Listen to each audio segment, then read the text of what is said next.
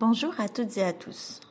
La médiation d'aujourd'hui, dans ArtZoom, se concentre sur l'artiste Didier Marcel.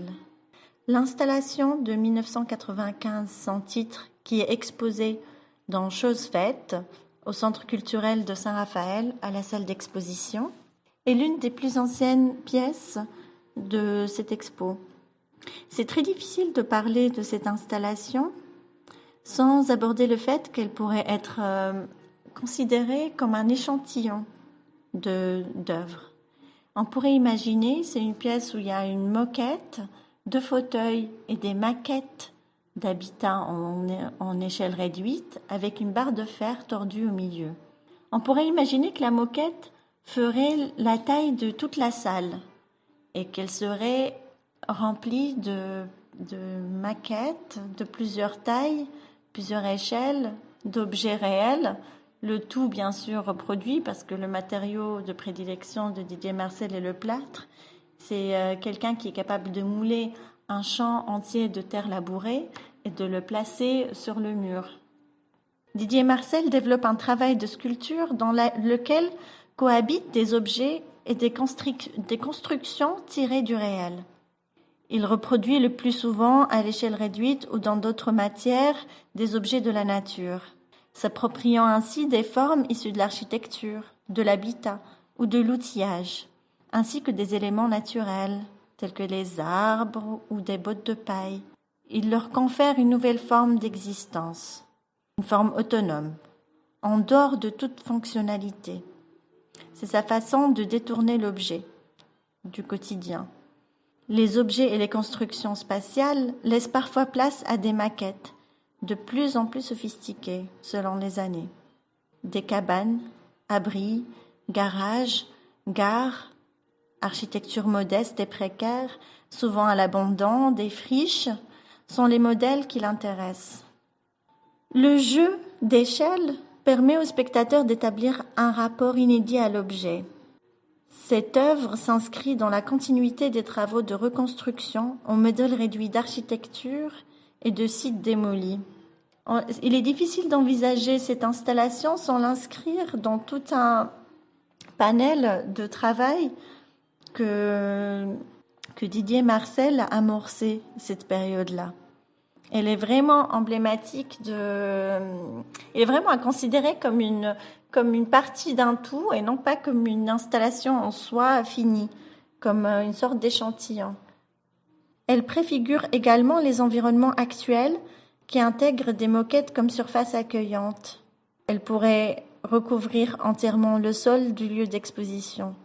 Ici, la surface de la moquette place le spectateur devant l'œuvre, en lui interdisant l'accès. Et là, vraiment, cette interdiction d'entrer dans l'installation, vraiment, nous donne la clé de lecture de cette œuvre.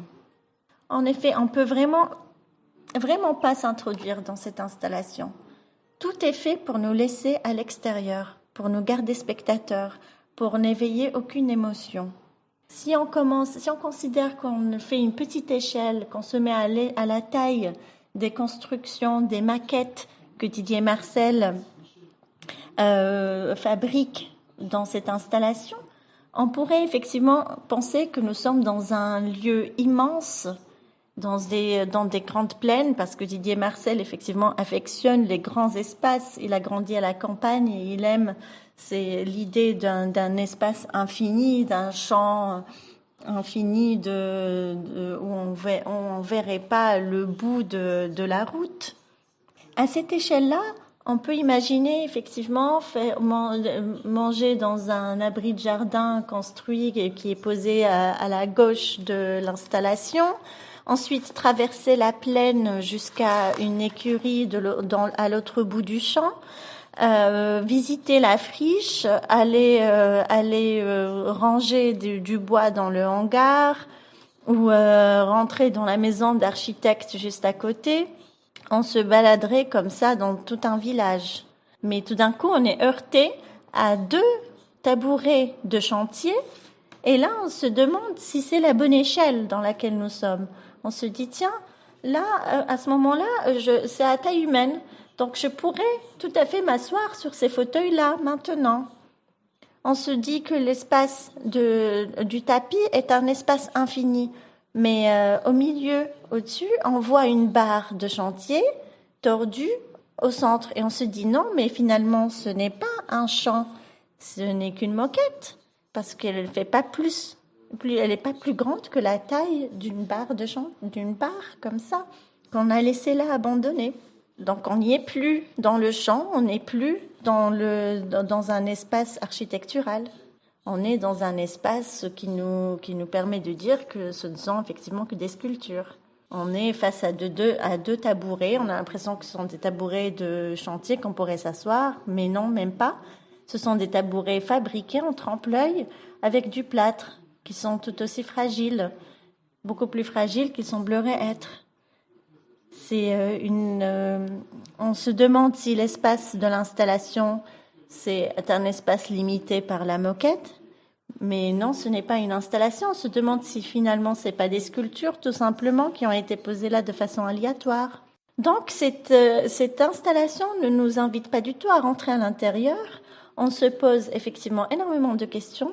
Quelle est l'intention de l'artiste ? Est-ce que c'est une œuvre d'art ou est-ce que c'est juste des pièces qu'on a posées là et on a oublié de ranger les tabourets ?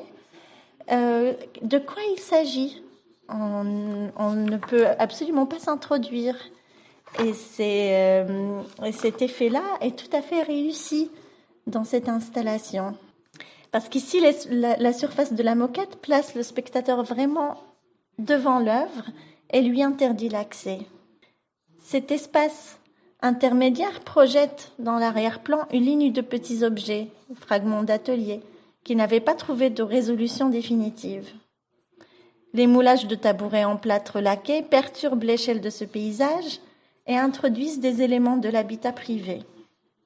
La barre métallique jetée à terre trace une séparation cartographique entre la sculpture en plâtre et les deux objets, réalisés d'après photo avec des matériaux assemblés. Cette pièce, malgré tout, nous apparaît comme un paysage dans lequel la relation entre les différents éléments découvre une lecture autobiographique, selon Didier Marcel. C'était certainement en fait des lieux qu'il avait visités lui-même et des tabourets qu'il utilise.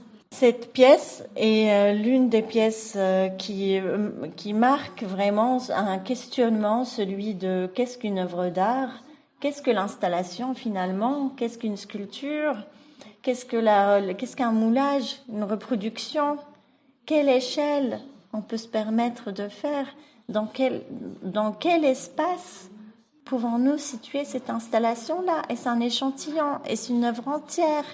Est-ce une installation ? Est-ce une sculpture ? C'est rien, tout est fait pour nous poser problème.